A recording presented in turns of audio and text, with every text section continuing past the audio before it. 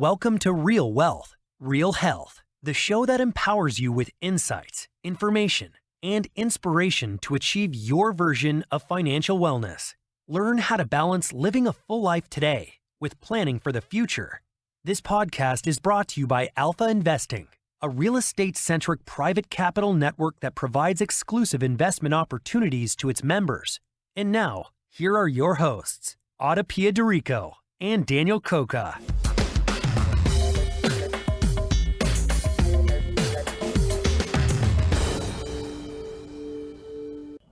Hello and welcome back to another episode of Real Wealth, Real Health. And today we are joined by Todd Friedenberg. Todd, as some of you may recall, joined us about a year ago, right as the pandemic hit the world and the real estate markets. With his extensive background in the commercial mortgage industry, Todd provides very important insights into what is going on in the debt markets and how that affects investing in real estate. Really quickly, Todd's background. Todd is the president and principal of Q10 Vista Commercial Mortgage Group with over 30 years of commercial real estate experience in both debt and equity financing, brokerage, and valuation consulting. He was previously vice president with GE Commercial Finance and Column Financial of Credit Suisse, and has served as a commercial mortgage banker since 1990 with various firms in Nashville. Todd has originated over $1 billion of debt and equity over his career. In our conversation today, we touch upon what did lenders do? Since last year, we talked about what are lenders going to do now that the pandemic has hit. We also talk about the way that different sectors within real estate have been impacted, what's gone on for the past year. Then we jump into a deeper discussion about agency debt, what is it, talking about mezzanine debt, understanding that, as well as the newer vehicles like debt funds, which are sometimes used in lieu of agency debt. So in general, it's a very deep discussion about different ways of structuring debt for commercial real estate projects. Finally, we touch on interest rates and inflation, what is going on with those, what might happen economically, how they impact the commercial real estate industry and investing. This is an important conversation to be having at this time as we revisit what's gone on the past year and take a look at what might happen on a going forward basis. Todd, welcome back to the podcast. Thanks. Glad to be here. Yeah. So last year when we had our first episode with you, it was right after the pandemic had reached a bit of a peak. Everything was shut down. The property and real estate markets were certainly shut down. Everything was frozen. And we talked a lot with you, given your background, about what was the expectation of what lenders would do. So I think, a year on, it would be great to get your perspective on what did lenders actually do? What did the pandemic really do to the commercial real estate market from your perspective? Yeah, well, boy, where to begin? I don't think, certainly every sector was impacted. But when we first started talking about this, it was right at the beginning of COVID and everything was shutting down. And I had borrowers calling me asking to talk to lenders, specifically borrowers that owned retail centers predominantly, some hotels and on a few occasions some multifamily, but really mostly retail and hotels.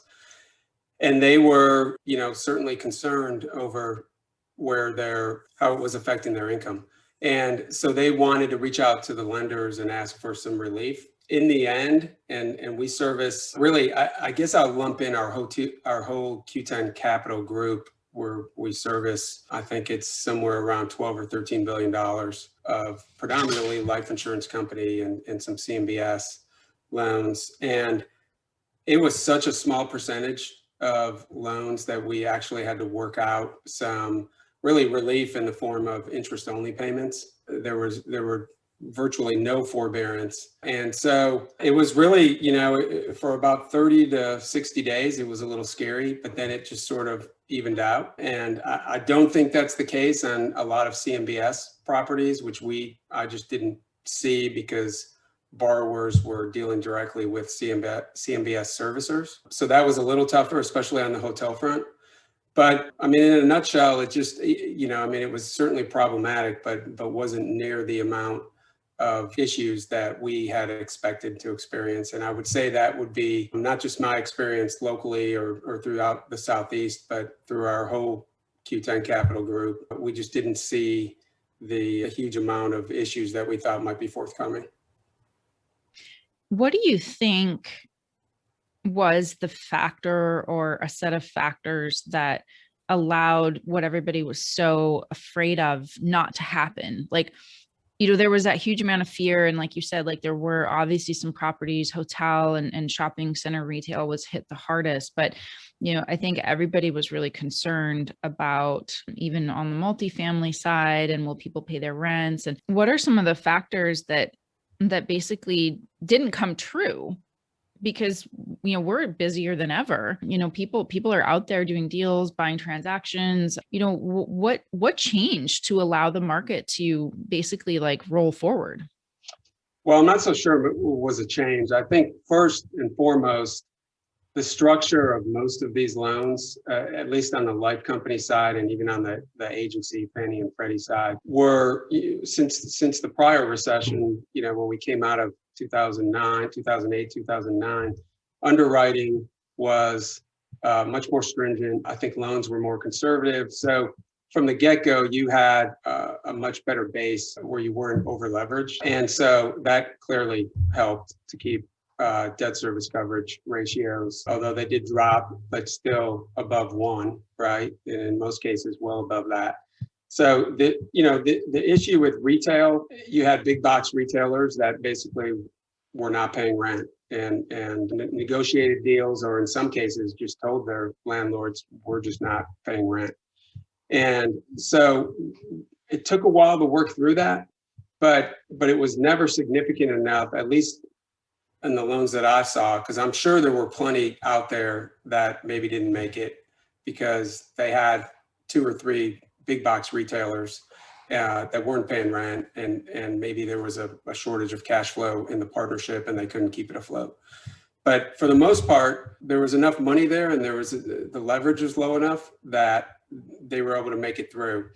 I can't really speak to hotels because I don't have enough in my portfolio or any that really I had personal experience with where they got into trouble. But there was not the near amount of foreclosures or issues on hotels. And you can see that now in the fact that there's really not, everyone thought there were going to be all these opportunities to go in and buy these hotels that just didn't make it.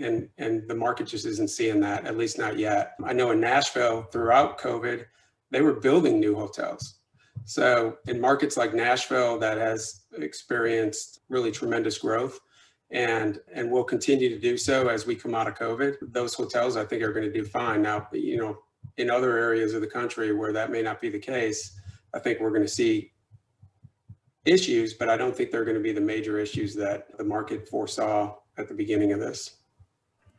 Yeah, I mean, I think what we saw happen at the beginning of COVID is kind of what happens anytime some externality like this comes into play, right? And like, even if you just think about how people fly around the country, right? Like in March, people were canceling flights, they weren't getting on planes. And then in April, it was like one person in a row, and then it was no middle seat. And like the last flight I was on was packed to the brim, right? And, I think that is the case, the analogy at least for the asset classes that have fared well, during the pandemic, multifamily being one of them, right? Particularly, Class B workforce housing where, collection rates have remained where they have been historically. But then if we transition to the other side, the hospitality, the retail, even office, when you're in a lender's shoes, how are you now changing the way you look at underwriting a retail deal? Is it just about adding in more reserves? Are you hesitant to provide as much leverage? Do you question the kind of cash flow and revenue projections? Like, what's the new state of play for those asset classes that were on the wrong side of COVID? Well, I think, and I've experienced a few recently on some refinances and new finances that we're working on. For the most part, at least my life company lenders, and we represent 30 or 40 different lenders out there. So I could probably say as the life company market as a whole is much more conservative, and I would say retail, which by the way was not the favorite product prior to COVID either, because retail was experiencing some issues, even prior to COVID, with store closures and reduction of store sizes. And of course, with the Amazons of the world, it's just affecting the brick and mortar retailer. So we were already seeing somewhat of a transition in retail. But to answer your question, Dan, I think just the underwriting is much more conservative. Yeah, there is typically some sort of reserve, maybe not a debt service reserve that we're seeing on multifamily, which we can get to that in a minute, because I think that will eventually phase out in the near term.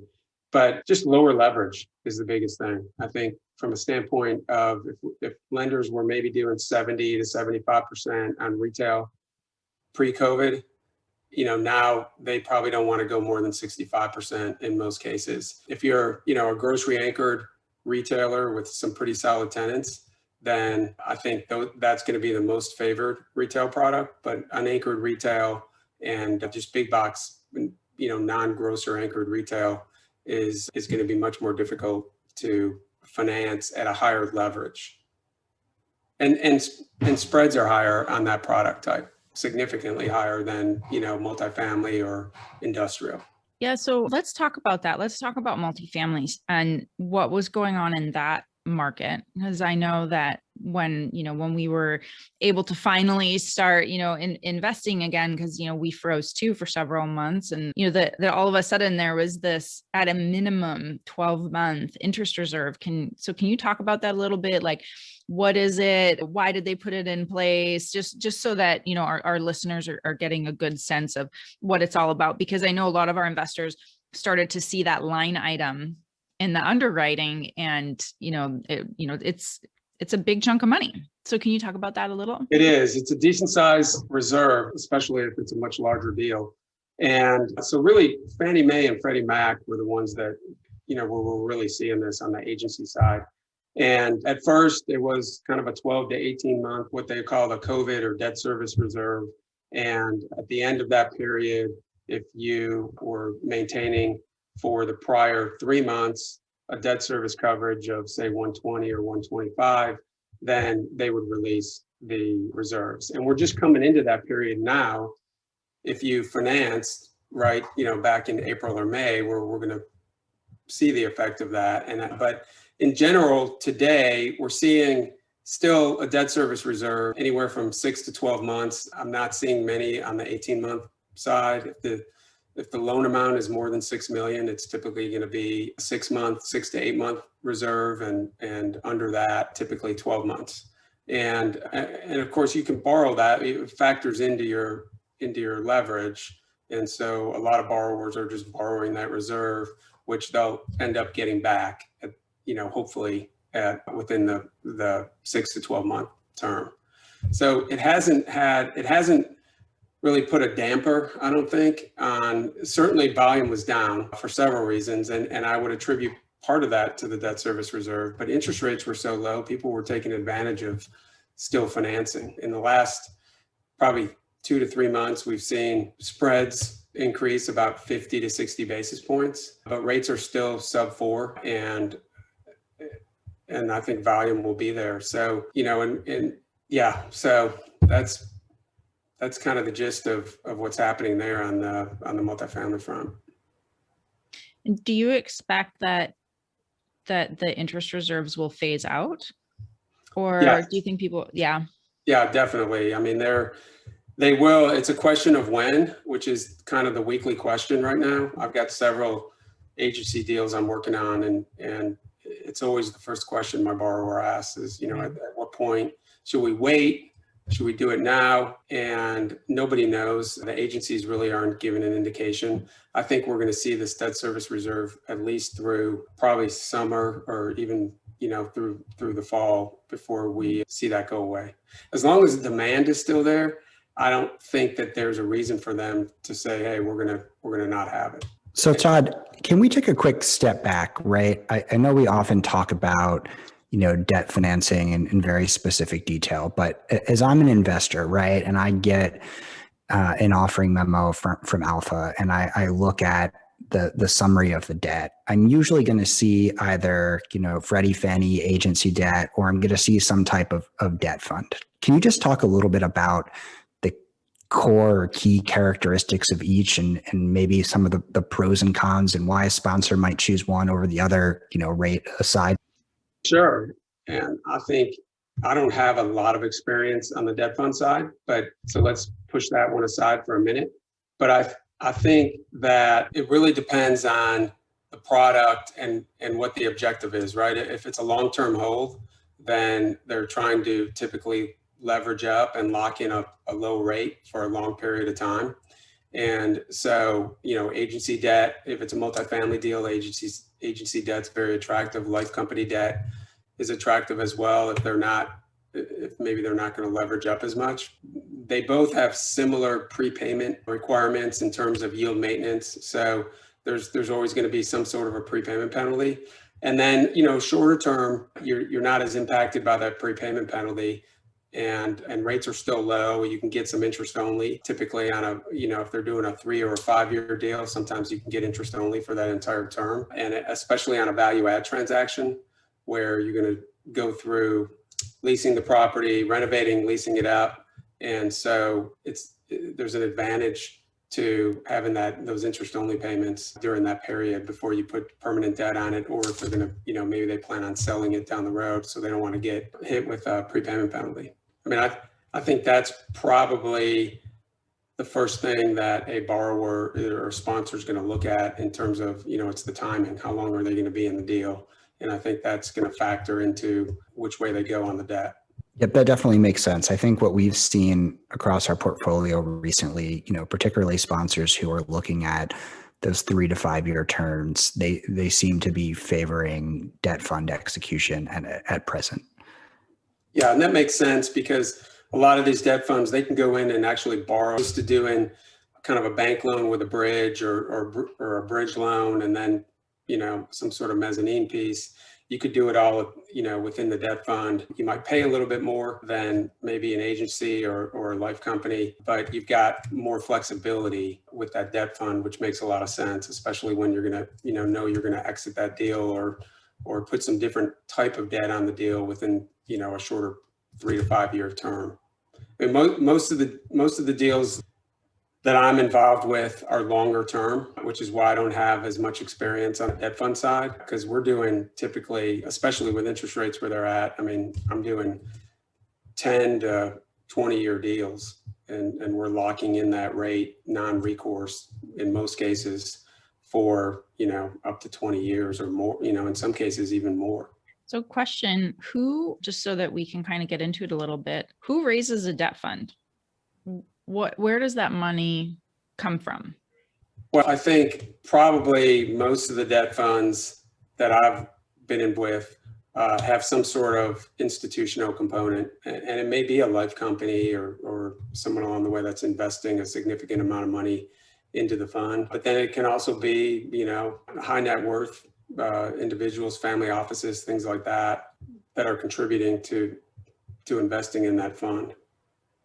Right. And they're just looking for the interest income out of it for the most part. Yeah, absolutely. I mean, it's just like a real estate deal. It's just on a debt deal as opposed to actually owning the real estate. They own the debt. Right. And you mentioned something before. You mentioned a mezz piece. Can we just touch on that and expand on it just a little bit?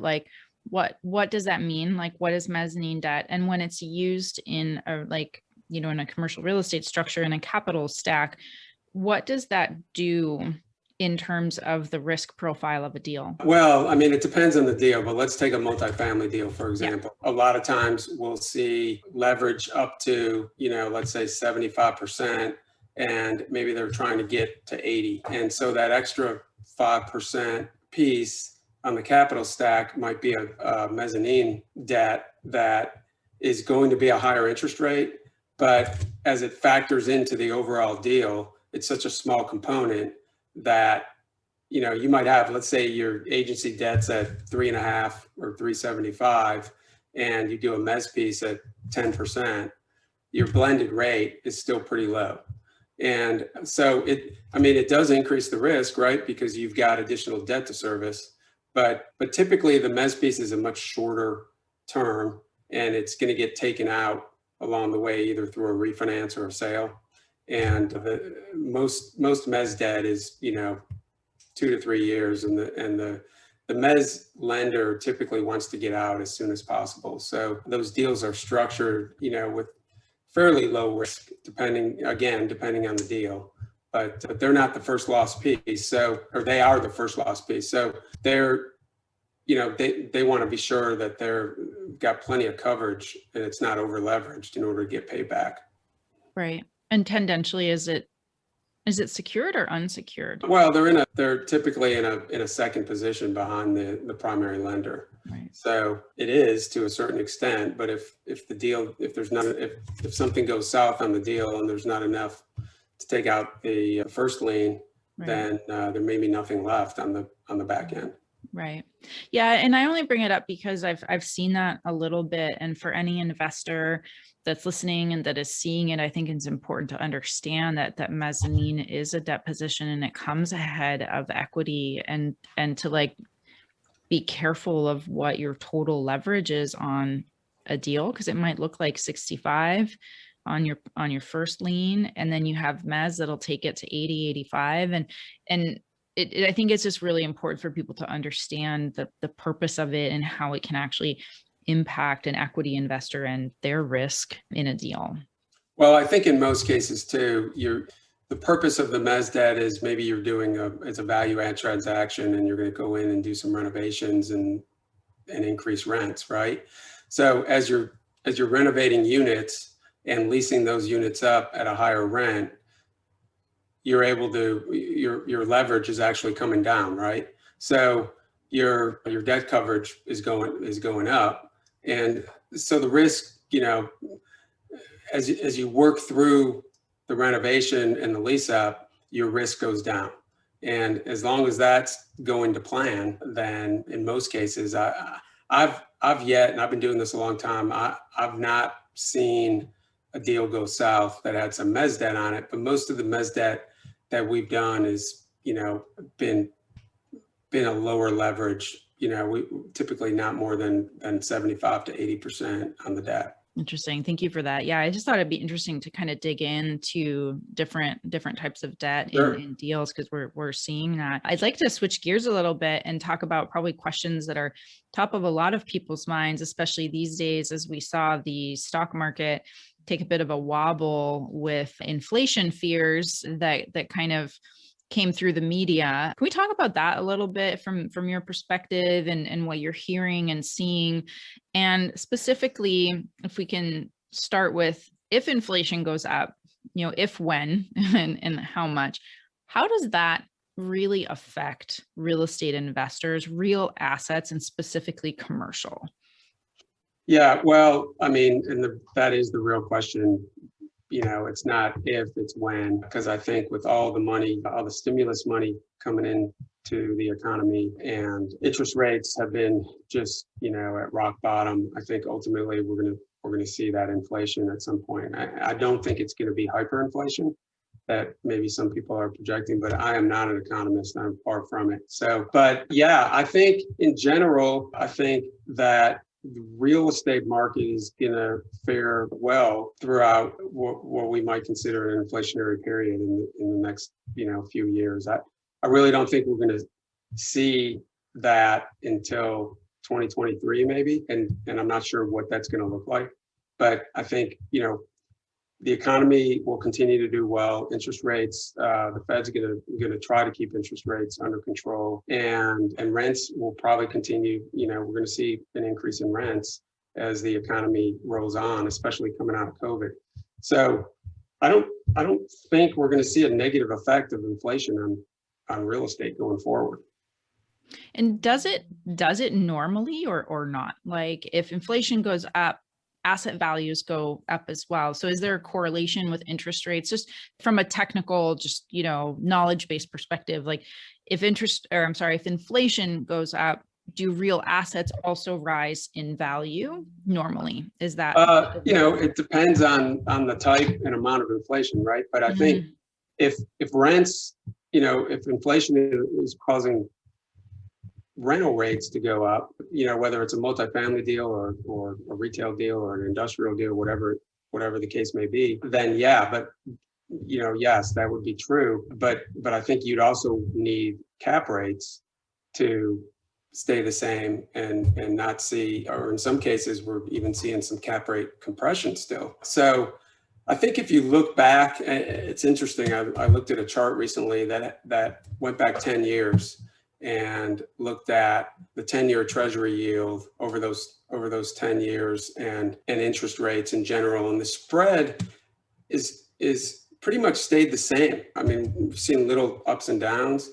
And so I think we're going to continue to see that. So I don't think we're going to see cap rates necessarily inflating through an inflationary period. But again, who knows how much inflation we're going to experience, and it's just hard to say. And I don't know enough about, the economy and economics in general and inflation to sound like I'm intelligent enough to know what's going to happen to with inflation. But in general, what I've seen, over the past 20 or 30 years, yeah, I think we're going to be in okay shape, barring any type of tax changes or anything like that, which certainly would affect real estate. So as someone who has been in the space for a long time, historically, customarily, interest rates and cap rates have kind of moved together, right? And there was a period, in the last few years where we diverged from that for a bit. But given where interest rates are, today, how do you, and really the only direction that they can go, being up, do you expect to continue to see a divergence between cap rates and interest rates? Do you think they'll move together? Unpredictable? Like what's your perspective? Well, the easy answer would be it's unpredictable, since you threw the word out there, Dan. But yeah, I really think that we're going to see in the long run a similar spread. That's why, if you go back 10 years and look at it, it's been a pretty similar spread between the two, with some blips here and there, right? And especially in the last couple of years, we actually have seen some cap rate compression. But I feel like that's going to be the case going forward, at least for the next several years, that we're going to see that same spread. And I think interest rates are going up. I don't think we're going to see huge increases in rates. I think, over the since really the beginning of the year, we've seen a pretty significant increase in treasury yields, which the market's kind of built in what they think is going to happen with inflation. And we've actually seen it settle back in a little bit over the last couple of days. So a couple of people I've talked to recently, economists at some life companies that we work with, are basically saying that, hey, it's that inflation hedge is kind of built in right now to where we are in the 10-year treasury. And some are saying maybe by the end of the year, we might see a 10-year treasury yield around, 175 to 2, or we're at 150 right now. So I think we're going to just kind of bounce along between there for the rest of this year. But going forward, it's so hard to say. I mean, there's so much this new stimulus package right now. And the big question is, are people going to go out and spend that money and juice the economy? Or are people going to save for a rainy day in fear that COVID may not be over and, they may have to face this again? So I just don't know kind of where we're going to head from here. But I think we're going to find out fairly quickly once they get this stimulus money out, and then we see how fast it trickles into the economy. Yeah, I think that's, like you're saying, like those are the questions and the on everyone's mind. And, as we, even as we at Alpha, as we're looking at deals that our sponsors are bringing in, there's a lot of activity and people are like, we're still betting on the multifamily market. And I often wonder, because I've seen a couple of articles about this, and here, let me just see really quickly. It was the CFPB talking about housing insecurity. And so the Consumer Financial Protection Bureau, and They're just saying that, there's still a lot of people that haven't paid their rent. So it was saying here, roughly 28% of residents in manufactured homes, 18% in multifamily, and 12 in single family homes as renters are behind on their housing payments as of December 2020. And we still haven't seen that fall out because they haven't yet needed to pay. So is any of that priced into the markets, into the way that people are thinking about collections, and then also on a going forward basis, especially, when we're doing any kind of a value add where the idea is to raise rents and, bring in new people. So what are your thoughts on that? Well, I think it's hopefully more of a short-term problem, but it's usually the first question that one of my lenders will ask is, hey, let's look at what have the collections been through COVID, and especially, the last 30 to 60 days. And so it's an issue, and it's at the forefront of underwriting, and which goes back to this COVID reserve, right? Which is the whole reason why they put that in place, specifically because they know that there are some tenants that can't pay the rent. I think that there's enough demand out there that, I hate to say it, that, if people can't pay their rent and they have to leave, that space will get filled up fairly quickly still. So, that will continue. And I think we're going to maybe see a little bit of blip there in terms of some of the, what happens with some of those tenants. But again, that's why that debt service reserve has been there. And that's part of the reason why they're going to continue to keep that in place, specifically on the multifamily front.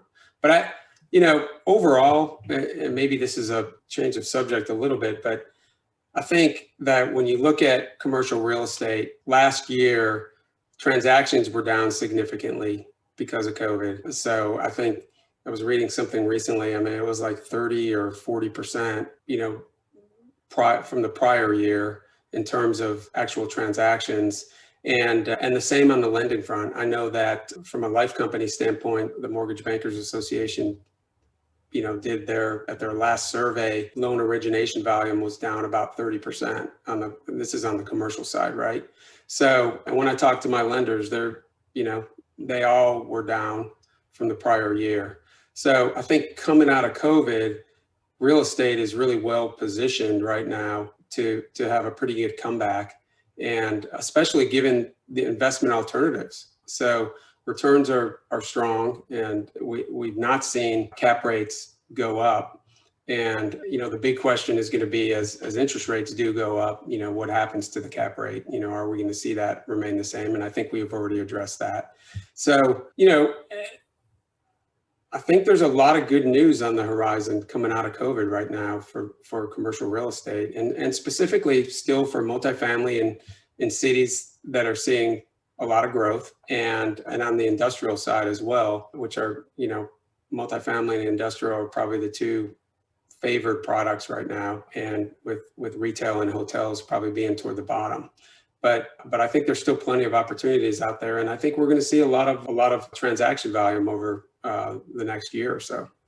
Yeah, no, those are great insights. Those are great insights, because for people who are, they're wanting to invest, they know that, they're educated, they understand that real estate's a good, it's good to have as part of your portfolio. And yet, we hear a lot in the media, there's a lot of conflicting information, there's stock markets, there's crypto, there's volatility, there's all kinds of things. So I really appreciate that grounded perspective on what's going on, and we're seeing it too with so much transaction volume. I mean, we're seeing so many deals coming through, and we're really looking forward to bringing some of those out to our investor network. So all in all, it really sounds like, for people who really understand what they want in their portfolio, that it's still a good time to be investing in real estate, and like you said, especially multifamily. And one last thing I wanted to touch on from a markets perspective, because one of the biggest shifts has been the migration that was already happening before COVID. It just got exacerbated by COVID. And it seems to me that there are simply more opportunities in more markets where you could, potentially even get more aggressive returns because those markets were previously unknown, untapped. So, are you seeing with your lending business a lot more activity in even tertiary markets, let alone secondary? I mean, Nashville is top of the list these days. So what are you seeing from the market's perspective? Well, we do a lot of business loan origination in Tennessee and throughout the Southeast. And so, all the same cities that you probably hear about that are, kind of the hot cities, Nashville and Charlotte and Austin. And those will continue and I think do very well. I'm just not as experienced on the tertiary markets, and I'm not sure how, what those outliers are. Mm-hmm. And I think they're there. We're not seeing much. I'm just not seeing much activity there. I'm sure there is some. Most of my lenders want to be in those larger, growth cities to begin with. So, I don't know that I have a great answer for that just in terms of where those areas are. But, as long as especially on the multifamily side, if you've got the right demographics, the demographic profile and enough people in that MSA, that's where we're going to still continue to see a lot of activity. Would it be fair to say that if you're an operator in going into a tertiary market or active there, you're probably getting your lending from a local bank or local most lenders? likely. Yeah, most likely. And banks, depending on what part of the country you're in, banks have been pretty aggressive in terms of going, I don't want to say aggressive in terms of leverage, but certainly in going longer term. Banks traditionally have been shorter term lenders, and we're seeing more and more banks do 10 or even in some cases 15-year deals. And so rates are still higher than some other lending sources like life companies or even agencies, but I think we're going to continue to see that trend as well. Great. Thank you.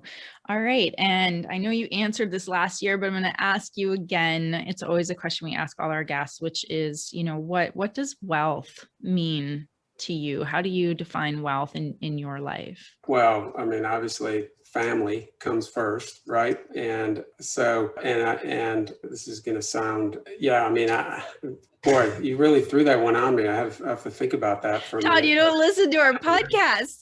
No, I do. Of course I do. But I think, family and is probably number one for me. So, and, diversification, I think, as we talk about it from a monetary standpoint, certainly I think diversification. So I feel lucky that I've been able to invest in real estate deals throughout my career, some with Alpha and several other groups that I work with. And have been fortunate to have that diversification along with, the stock market and all the other, alternatives. But I think that's where real wealth is created is through that diversification, I think. And I think real estate provides a great opportunity for that. Perfect. Thank you. And I love your answer too. It's like, like family, like that was like the initial thing that came through because that's what's like so meaningful. So like, it's a beautiful, beautiful answer. And thanks also for defining wealth along the lines of real estate. I mean, like you said, like you've been in it for a long time and you understand its value. So it's great for everybody else to hear that as well. So thank you so much for spending some time with us today and really getting into all things lending and markets and inflation and, 1 year into the pandemic and we're going strong. So, thanks for all your time today and all your insights. Yeah, well, thank you guys. I look forward to circling back in 6 or 12 months and seeing if anything I said made sense, at the end of the year. But hopefully we keep rocking along. So I enjoyed the conversation. Awesome. Thanks, Todd. Thanks for tuning in to Real Wealth, Real Health. We hope that you've enjoyed today's episode and found it both informative and insightful. We welcome all your questions and your feedback about today's episode, and especially we welcome your questions about specific topics that you would like us to cover. So shoot us an email at podcast@alphai.com. And if you have a moment, we really appreciate ratings and reviews as it helps us grow our online community and our interactions with you. And we'll also be linking to a number of relevant articles on topics that we might have touched on during our conversations. Some of them are broad, some of them are technical, but we're always aiming to provide information that helps you better understand the mechanics of building this healthy financial foundation, especially if you're looking to do this with real estate.